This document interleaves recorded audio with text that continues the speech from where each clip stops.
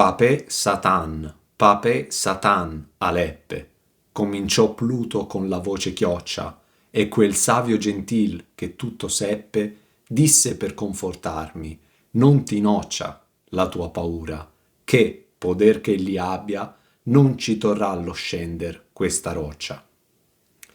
Papa e Satana primo, cominciò a dire Pluto con la voce rude, e quel saggio, Virgilio, gentile, nobile, che seppe, conobbe tutto, disse per confortarmi, che la tua paura non ti danneggi, perché, per quanto potere lui abbia, non ci toglierà la possibilità di scendere questa roccia. Gli ultimi due versi del canto precedente erano: venimmo al punto dove si digrada, quivi trovammo Pluto il gran nemico. E l'inizio della prima canzone, settimo canto, quindi 1-7, al primo verso riportano le parole dette da Pluto alla nostra vista, e all'ultimo verso la certezza nel digradare, scendere di grado, scendere questa roccia. Pluto è certamente, come i demoni precedenti, colto dalla sorpresa di vedere un vivo col corpo che cammina verso di lui. Pape, Satan e Aleppe non sono di certo parole improvvisate di un'esclamazione inventata, lettere casuali poste in sequenza, tanto che Virgilio le capisce e gli risponde. La traduzione di queste tre parole è semplice. Pape sta per papa, se non direttamente papa è. Satan sta per Satana e Aleppe sta per primo, principio, come Aleph è il nome della prima lettera dell'alfabeto ebraico. Apocalisse 21,6: io, Gesù, sono l'alfa e l'omega, il principio e la fine. Noi cittadini, di Firenze intendo, siamo noti per volgarizzare, italianizzare le parole straniere che finiscono con consonante, raddoppiando l'ultima consonante e aggiungendo una vocale finale. E in questo caso, dato che di ebraico stiamo parlando, come l'ebraico Yosef diventa l'italiano Giuseppe, qui l'ebraico Aleph diventa l'italiano Aleppe. Papa e Satana primo. La traduzione è scritta in modo comprensibile e ordinato, e quindi il Papa è Satana, il Papa è il primo Satana. Il fatto che gli uomini di chiesa, fino ai papi, che dovrebbero seguire il Cristo sposato con la povertà, che dovrebbero quindi rinunciare ai beni terreni, siano avari, attaccati ai beni terreni, è il male di questo mondo, che fa diventare il Papa, il vicario di Cristo, Satana. San Paolo, citato in 1-2, nello stesso verso di Enea, un'altra personalità ben collegata a Roma, modifica il versetto 6-10 della prima lettera a Timoteo. Infatti l'amore del denaro è radice di ogni specie di mali, e alcuni si sono dati, si sono sviati dalla fede e si sono procurati molti dolori, facendo diventare radix omnium malorum avarizia, anagramma di Roma, Roma, è traducibile con l'avarizia è la radice, il principio, il primo di tutti i mali. E il semicerchio di sinistra, che Pluto sorveglia, sarà composto da soli membri del clero, tra i quali e papi della Chiesa di Roma e avari. Pape Satan Aleppe. Satana non solo come nome proprio di un angelo, ma come già era inteso in greco e in latino, come avversario, nemico. Insomma, il primo nemico è il Papa, il principio del male è il Papa. Non si può ignorare, parlando della traduzione di questo latino-ebraico, con la quale inizia 1-7, che con lo stesso latino-ebraico inizierà anche 3-7. Lì decisamente di più facile comprensione. In questo primo verso viene nascosta la condanna a una delle frasi più maliziosamente incomprese di tutta la Bibbia, dalla quale è stata inventata l'attribuzione che Gesù diede a Pietro dell'incarico di fondare su Pietro la Chiesa, magari cattolica e magari di Roma, visto che ci siamo. Parto come sempre dalla fonte. Evangelio di Matteo 16, da 13 a 20. Essendo giunto Gesù nella regione di Cesarea di Filippo, chiese ai suoi discepoli: «La gente chi dice che sia il figlio dell'uomo?» Risposero: «Alcuni Giovanni il Battista, altri Elia, altri Geremia o qualcuno dei profeti». Disse loro: «Voi chi dite che io sia?» Rispose Simon Pietro: «Tu sei il Cristo, il figlio del Dio vivente». E Gesù: «Beato te, Simone, figlio di Giona, perché né la carne né il sangue te l'hanno rivelato, ma il Padre mio che sta nei cieli. E io ti dico, tu sei Pietro, e su questa pietra edificherò la mia chiesa, e le porte degli inferi non prevarranno contro di essa. A te darò le chiavi del regno dei cieli, e tutto ciò che legherai sulla terra sarà legato nei cieli, e tutto ciò che scioglierai sulla terra sarà sciolto dai cieli». Allora ordinò ai discepoli di non dire ad alcuno che egli era il Cristo. Ora che ti ho letto cosa c'è scritto nella Bibbia, in che modo puoi dire che la pietra sulla quale Gesù fonda la Chiesa sia Pietro in persona e tutti quelli che si passeranno il suo incarico? Pietro, un uomo che più volte ha rinnegato la sua fede, nonostante avesse il Cristo in vita col corpo accanto a lui. Gesù dice chiaramente un'altra cosa. Tu sei Pietro, e su questa pietra edificherò la mia chiesa, dove la pietra, il fondamento, non è mica Pietro, ma appunto, come detto appena prima e come detto al termine, la pietra è la rivelazione data dal Padre che suo figlio è il Cristo, senza bisogno che sangue o carne glielo dimostri fisicamente e visivamente. Ripeto ciò che è palese. Rispose Simon Pietro: «Tu sei il Cristo, il figlio del Dio vivente». E Gesù: «Beato te, Simone, figlio di Giona, perché né la carne né il sangue te l'hanno rivelato, ma è il Padre mio che sta nei cieli. E io ti dico, tu sei Pietro, e su questa pietra, tale rivelazione, edificherò la mia, del Cristo che sta parlando, Chiesa». I collegamenti dell'argomento proprio di questo canto con i papi non finiscono qui, dato che, solo per aggiungerne altri 3, in questo canto sono puniti e papi e cardinali in cui usa avarizia il suo coperchio. Sempre un papa e sempre tra gli avari sarà l'incontro anche in purgatorio in 2,19. E, continuando dalla citazione di Matteo, esattamente da dove l'ho appena lasciata poco fa, senza tagliare niente, da allora Gesù cominciò a dire apertamente ai suoi discepoli che doveva andare a Gerusalemme e soffrire molto da parte degli anziani, dei sommi sacerdoti e degli scribi, e venire ucciso e risuscitato il terzo giorno. Ma Pietro lo trasse in disparte e cominciò a protestare dicendo: «Dio te ne scampi, Signore, questo non ti accadrà mai». Ma egli, Gesù, voltandosi, disse a Pietro, il primo papa: «Lungi da me, Satana! Tu mi sei di scandalo, perché non pensi secondo Dio, ma secondo gli uomini». Hai sentito bene, nella Bibbia Gesù si rivolge a Pietro, che solo secondo i cattolici era stato appena eletto il primo papa della Chiesa di Roma, dicendogli: «Lungi da me, Satana». Pape, Satan, Aleppe.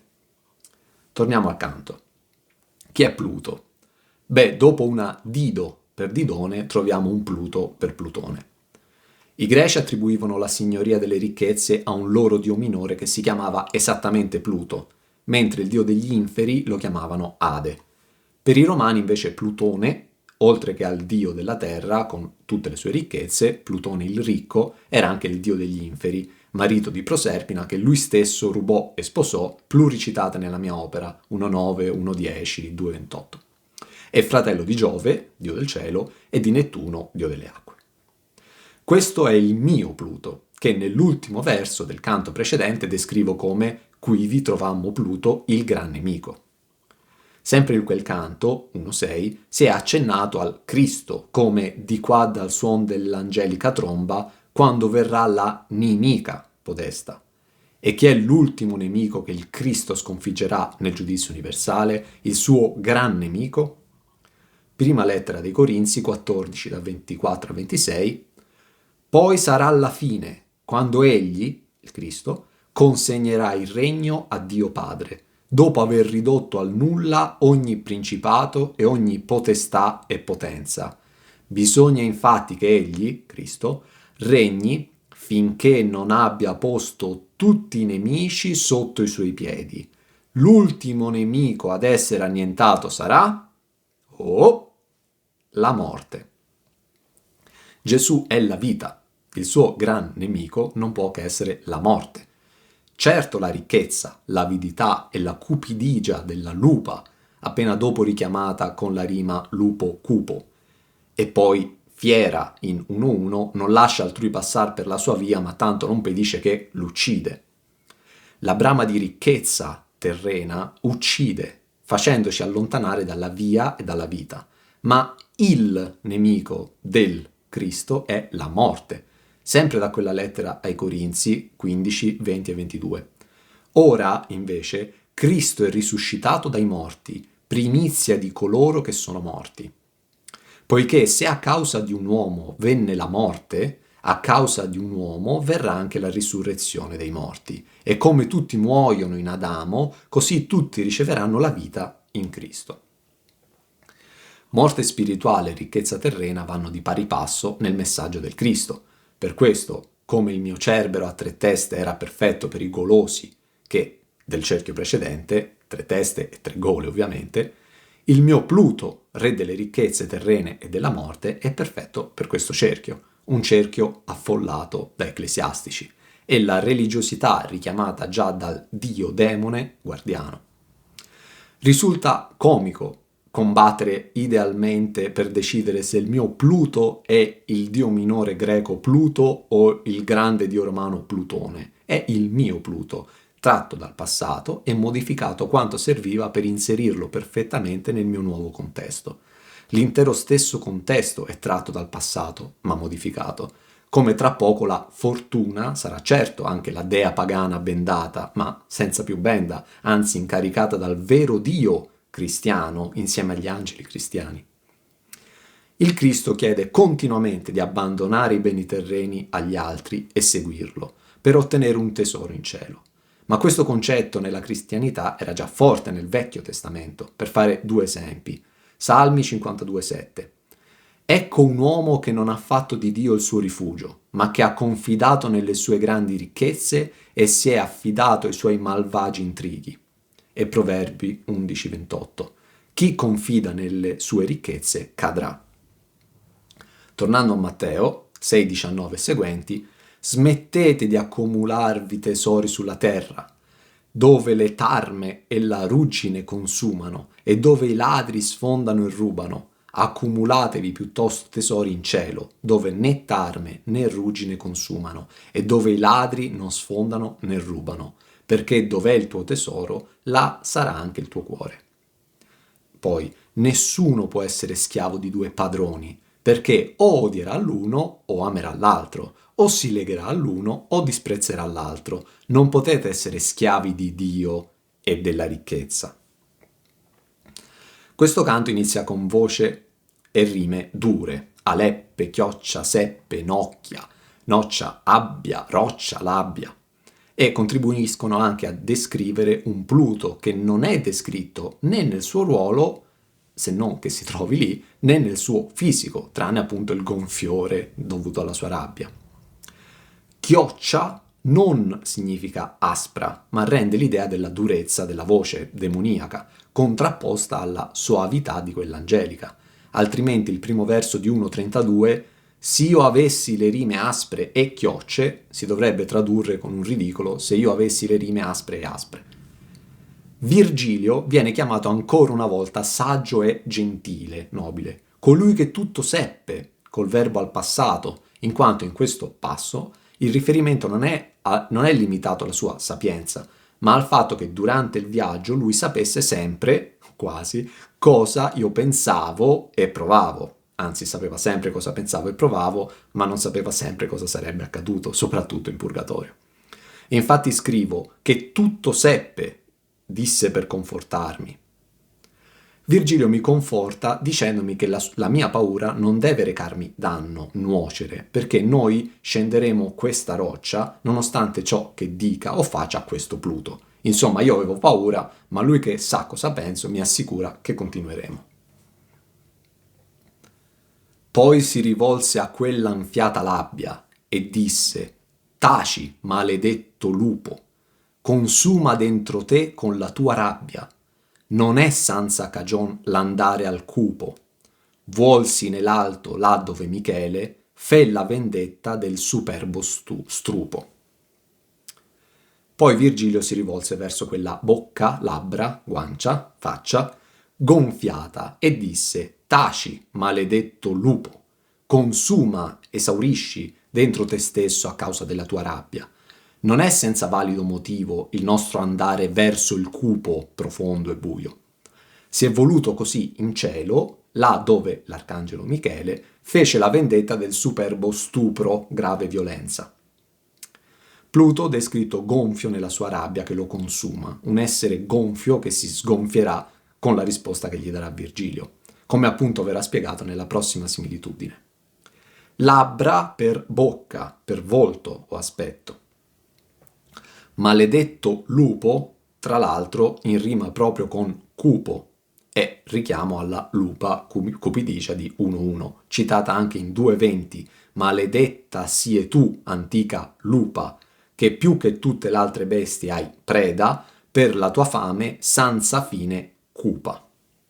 E nella prossima terzina scrivo fiera. Pluto, che significa ricchezza, una ricchezza che come l'ira facilmente si gonfia e altrettanto facilmente si sgonfia. Virgilio ci tiene a dirgli, quindi Pluto non solo parla ma capisce, che non è senza un motivo valido se io sto andando verso il fondo degli inferi, vivo con il corpo. Con Cerbero non ci aveva parlato, mentre a Caron in 1.3 e a Minos in 1.5 gli aveva detto «Vuolsi così colà dove si puote, ciò che si vuole e più non dimandare». Qui la formula subisce un cambiamento, dato che Virgilio ci tiene a ricordare ai demoni che si è voluto così in cielo, ma il riferimento questa volta non è velato a Maria, 1-2, donne gentil nel ciel, che si compiange di questo impedimento vi timando, ma al comandante delle milizie celesti, l'arcangelo Michele, con tanto di richiamo alla ribellione effettuata da Dite nei confronti di Dio, il superbo strupo, per la quale ancora è conficcato nel posto più lontano dall'Empirio. Riguardo Michele cito Apocalisse 12, da 7 a 11. Scoppiò quindi una guerra nel cielo. Michele e i suoi angeli combattevano contro il drago. Il drago combatteva insieme con i suoi angeli, ma non prevalsero e non ci fu più posto per essi in cielo. Il grande drago, il serpente antico, colui che chiamiamo il diavolo e Satana, e che seduce tutta la terra, fu precipitato sulla terra, e con lui furono precipitati anche i suoi angeli. Allora udì una grande voce nel cielo che diceva: Ora si è compiuta la salvezza, la forza e il regno del nostro Dio, e la potenza del suo Cristo, poiché è stato precipitato l'accusatore dei nostri fratelli, colui che li accusava davanti al nostro Dio giorno e notte. Ma essi non lo hanno vinto per mezzo del sangue dell'agnello, e grazie alla testimonianza del loro martirio, poiché hanno disprezzato la vita fino a morire. Strupo o stupro richiama una forte violenza, non solo sessuale. La superbia nella mia opera è spesso accomunata all'offesa verso Dio. 1,14 O Capaneo, in ciò che non s'ammorza, la tua superbia sei tu più punito, nullo martiro fuor che la tua rabbia. 1,25 Per tutti i cerchi dell'inferno scuri non vidi spirito in Dio tanto superbo. 1,31 Questo superbo volle essere esperto di sua potenza contro al sommo Giove. Addio.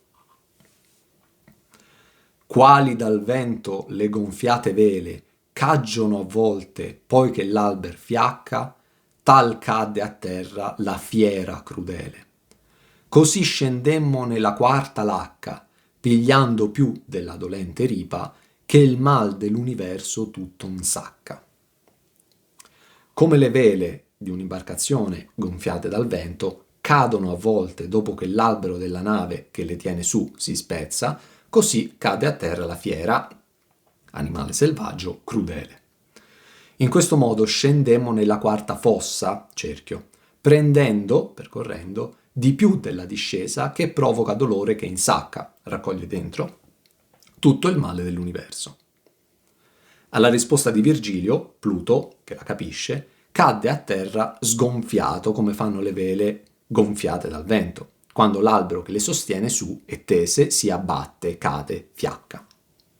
Fiera, per voler andare proprio nello specifico, finora è usato in 1-1 di quella fiera alla gaetta pelle, in riferimento alla lonza, ancora in 1-1 dinanzi a quella fiera ti levai, in riferimento che potrebbe essere alla lupa, e in 1-6 Cerbero, fiera, crudele e diversa, in riferimento a Cerbero appunto.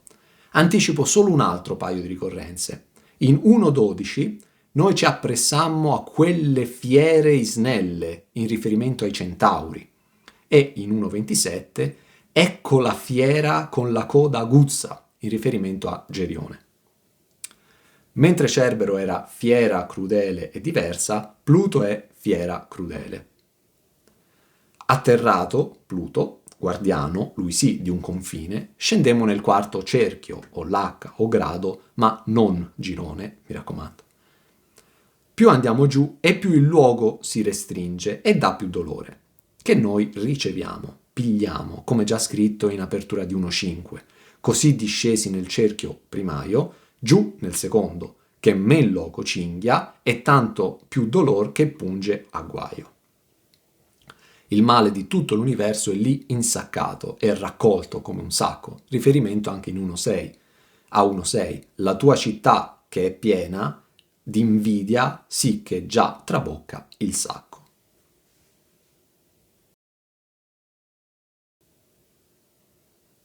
Ahi giustizia di Dio, tante chi stipa, 9 travaglie e pene quant'io viddi, e perché nostra colpa si ne scipa, come fa l'onda là sovra Cariddi, che si frange con quella in cui si intoppa, così convien che qui la gente riddi. Ah, giustizia di Dio, così tanta che riponi in modo fitto nuovi travagli, tormenti e pene quante io ne vidi. E perché la nostra colpa ci sciupa, strazia così? Come fa l'onda, il mare, sopra Cariddi, che si infrange con quella con la quale si scontra, da Scilla, così, in questo modo, è necessario che qui, nel quarto cerchio, la gente, i dannati, riddi, balli la ridda. Guardando la nuova pena, mi viene da appellarmi alla giustizia di Dio. Vedo, viddi, chi è punito qui nel quarto cerchio, usando le parole 9 travaglie e pene, che richiama il canto precedente, 9 tormenti e 9 tormentati mi veggio. Dopo il tutto in sacca, riprendendo il sacco detto da Ciacco nel canto precedente, insisto con l'idea dello stipare, quel racchiudere in sé in modo fitto, come in 1.31, come quando la nebbia si dissipa, lo sguardo a poco raffigura ciò che cela il vapor che l'aere stipa. Stipa e scipa in rima e contrapposte, come lo saranno i due gruppi di dannati di questo cerchio. L'uno che stipa, raccoglie, e l'altro che scipa, spreca. Ti faccio notare come anche Ciacco avesse parlato della dannosa colpa della gola, e qui con nostra colpa si ne scipa. Continua questo riferimento al comportamento sulla vita terrena che ci riduce così, letteralmente nell'aldilà, allegoricamente che ci fa vivere così male sulla terra. Insomma, vedo gente che balla la ridda, si muove andandosi incontro, girando intorno e poi riallontanandosi, come fa il mare sopra Cariddi, la punta in alto a destra della Sicilia, lo stretto di Messina, quel breve tratto di mare che separa la Sicilia dalla Calabria, è spesso burrascoso infatti, e quindi l'onda sopra Cariddi, quindi dalla parte siciliana, si infrange, sbatte con quella che invece parte da Scilla, quindi dalla parte calabrese, e colpendola torna indietro. Quel tratto di mare è così tumultuoso che i miti, tra i quali anche Ovidio e Virgilio narrano di questi due mostri, appunto Scilla e Cariddi, che abitano quei luoghi nelle due coste opposte. Per cui l'onda là sovra Cariddi è preciso riferimento. Così vidi i dannati che si andavano incontro, si infrangevano e poi tornavano ognuno da dove era venuto, allo stesso modo dei danzatori della ridda. Convien mantiene il significato di essere necessario in una coppia di terzine che inizia appellandosi alla giustizia di Dio. Qui vidi gente più ch'altrove troppa, e d'una parte all'altra, con grand'urli, voltando pesi per forza di poppa. Percoteansi incontro e poscia pur lì, si rivolgea ciascun voltando a retro, gridando perché tieni e perché burli. Qui, nel quarto cerchio, io vidi più gente che in altri cerchi e da una parte all'altra, emettendo grandi urla e voltando, facendo rotolare pesi con la forza del petto. Si percuotevano andandosi incontro e dopo, proprio lì, nel punto dello scontro, ciascuno di loro si rivolgeva all'altro gruppo, tornando indietro, ognuno da dove era venuto, e gridando «Perché tieni per te?» e «Perché dai male agli altri? Ne fai oggetto di burla?» Lo sbalordirmi di quanta gente io veda ogni volta sta già diventando una costante. Già dal primo gruppo che incontrai superata la porta in 1-3 scrissi «E dietro le venia sì lunga tratta di gente chi non avrei creduto che morte tanta n'avesse disfatta». Anche qui ce ne sono proprio tanti, addirittura più ch'altrove troppa, ed è citazione allo sesto dell'Eneida. Scoprirono e covarono da soli un tesoro senza spartirlo. Coi loro, questa la turba più vasta. Questo eccesso di gente lo rimarco utilizzando solo in questo canto 8 volte la parola gente e una volta la parola genti, mentre non userò mai la parola persona, perché tale parola implica un'anima dotata di corpo. Queste ombre urlano per la sofferenza e si gridano anche contro di loro. Con la forza del loro petto voltano, spostano facendoli rotolare in avanti, dei pesi fino a sbattere e percuotersi contro il peso di un altro che faceva la stessa cosa ma in verso opposto. Dopo essere sbattuti, ognuno tornava da dove era venuto e un gruppo urlava «Perché tieni?» e l'altro rispondeva «Perché burli?»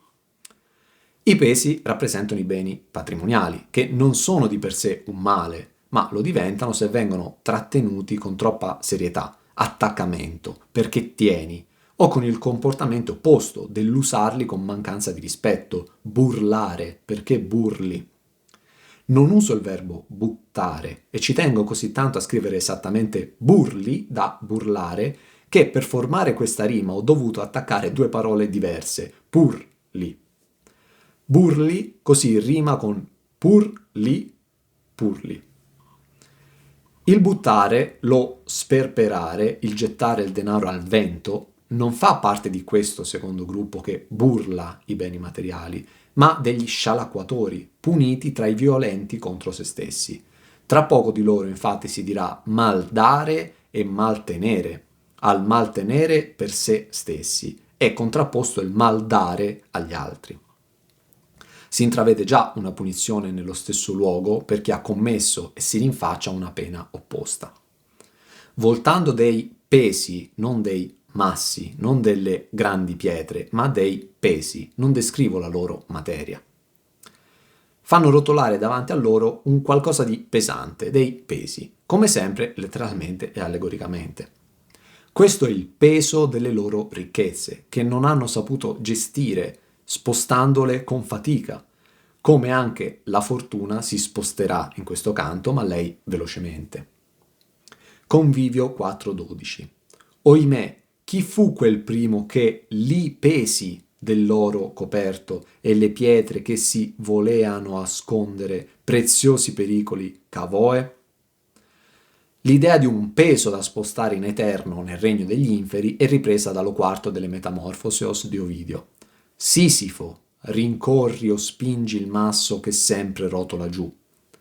Nello 10° dello stesso libro si parla della discesa di Orfeo negli inferi, che, accompagnato dal suono della sua lira, riuscì momentaneamente a fermare l'eternità infernale e anche, cito, Sisifo sedesti sul tuo macigno. Sisifo, nella mitologia greca, ingannò ben 2 volte la morte e, per punizione, nell'oltretomba, fu condannato a spingere un grande masso sulla cima di un monte, ma dato che sulla cima non c'erano punti piani, una volta che arrivava in cima il masso cadeva dall'altra parte, e in eterno fu condannato a svolgere questo stupido compito per tenere occupata la sua mente geniale, che richiede grande sforzo, uno sforzo che richiede una grande energia senza alcun risultato. Da qui anche il modo di dire una fatica di Sisifo. Non insisto sui significati di tale mito, ma mi piace farti riflettere sul fatto che durante il secondo inganno della morte, un dio, dea, a voler essere precisi, gli permise di risorgere per 3 giorni e questa risurrezione collegata a un dio e a 3 giorni dovrebbe farti venire in mente qualcun altro. L'idea di un peso da spostare in eterno è ripresa anche dallo sesto dell'Eneida di Virgilio. Non chiedere, Enea, di conoscere la pena e che forma o fortuna sommerse quegli uomini. Alcuni rotolano un enorme macigno, altri pendono legati a raggi di ruote. Poi la Sibilla continua con l'elenco di pene, decisamente non organizzate come nel mio inferno. Ovidio e Virgilio parlano espressamente di macigni. Io invece scrivo soltanto la parola pesi. Così tornavan per lo cerchio tetro, da ogni mano all'opposito punto, gridandosi anche loro ontoso metro. Così, in questo modo, tornavano indietro, dopo essere sbattuti e offesi attraverso il cerchio tetro buio, da un punto del semicerchio a quello diametralmente opposto, gridandosi ancora continuamente contro quelle parole ripetute oltraggiose. Insomma, dopo che i pesi si facevano rotolare con il petto, sbattevano tra di loro, ottenendo l'effetto che i dannati percoteansi incontro, questi ultimi si gridavano e ognuno tornava circolarmente da dove era venuto, mentre si urlavano contro perché tieni e perché burli. Metro è termine preso dal linguaggio musicale, ritornello, frase modulata su una misura. Ontoso da onta, grave motivo di vergogna o di offesa. In questa terzina compare per la prima volta la parola cerchio in questo canto, che la ripete 5 volte per ribadire la circolarità del luogo, la semicircolarità del tragitto eterno che percorreranno i 2 gruppi qui puniti e la circolarità, eternità, di chi si chiude nella sua colpa e anche la circolarità di chi si circonda appunto dei suoi simili. Poi si volgea ciascun quand'era giunto, per lo suo mezzo cerchio all'altra giostra. E io, che avea lo cor quasi compunto, dissi, Maestro mio, or mi dimostra che gente è questa, e se tutti fuor cherci, questi chercuti alla sinistra nostra. Poi ciascuno si volgeva, girava, quando era arrivato per attraverso il mezzo, la metà, all'altra giostra, scontro. E io, che avevo il cuore quasi compunto, trafitto, dissi, Maestro mio, Virgilio, ora mi dimostri, spiegare con certezza, che gente è questa qua che vedo, e se tutti furono chierici, appartenenti al clero, questi con la chierica, tonsura, alla nostra sinistra. Immagina una circonferenza, vuota al centro ovviamente. Questi 2 gruppi di anime, muovendosi seguendo la propria semicirconferenza, rotolano ognuna il suo peso e si scontrano nel suo mezzo cerchio. Poi si girano, si insultano e ogni gruppo inizia a muoversi in verso opposto con l'effetto di, andando quindi alla stessa velocità, sbattere di nuovo nel mezzo cerchio nel punto diametralmente opposto. Evidenzio lo suo mezzo riferito al raggiungere il mezzo nel volgere di ciascuno di quei dannati, che richiama quel nel mezzo del cammin, dove però il soggetto sono io, vivo, mi ritrovai. e il mezzo è anche, assolutamente non solo, il centro della nostra vita, anche, assolutamente non solo, di noi mortali.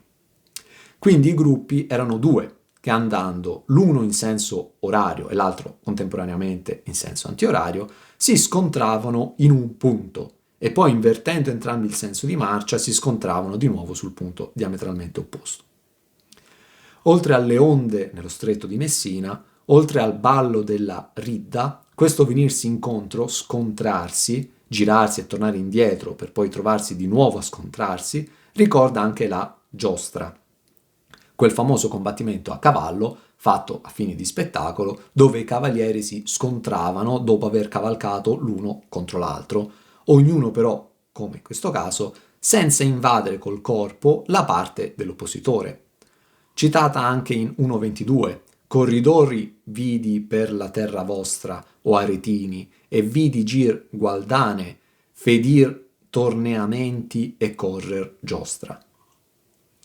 Il ballo della ridda e il gioco della giostra, da eventi di festa momentanea, qui diventano forme di tortura eterna.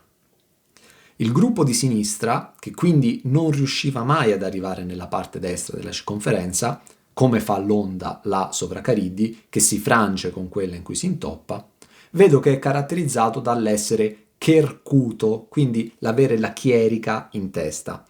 La chierica o tonsura è quel taglio di capelli per cui questi rimangono solo sui lati e sopra la testa, e non sopra la testa, tipico degli uomini di chiesa e ordini monastici. Ancora non ho descritto chi siano i dannati di questo cerchio, ma almeno due grandi indizi ci sono già. Il guardiano è Pluto, e qui scrivo il verso «E io che avea lo cor quasi compunto», un verso che si rifà a 1.1, ma poi chi fui al pied d'un colle giunto, là dove terminava quella valle, che m'avea di paura il cor compunto, guardai in alto e vidi le sue spalle, vestite già dei raggi del pianeta, che mena dritto altrui per ogni calle. Il mio cuore compunto è ripreso proprio dall'inizio dell'opera, quando io esco dalla selva oscura, che fin dal principio ti ho spiegato allegoricamente come i beni terreni, materiali, contrapposti appunto al sole, allegoria dei beni celesti, spirituali. Faccio quindi due domande a Virgilio, che chiamo maestro, in quanto qui insegna. La prima è quella di sapere chi compone questi due gruppi, e la seconda è di sapere se il gruppo alla nostra sinistra, caratterizzato dall'avere la chierica, è formato da chierici, cioè persone avviate al sacerdozio e che avevano appunto subito il rito della tonsura.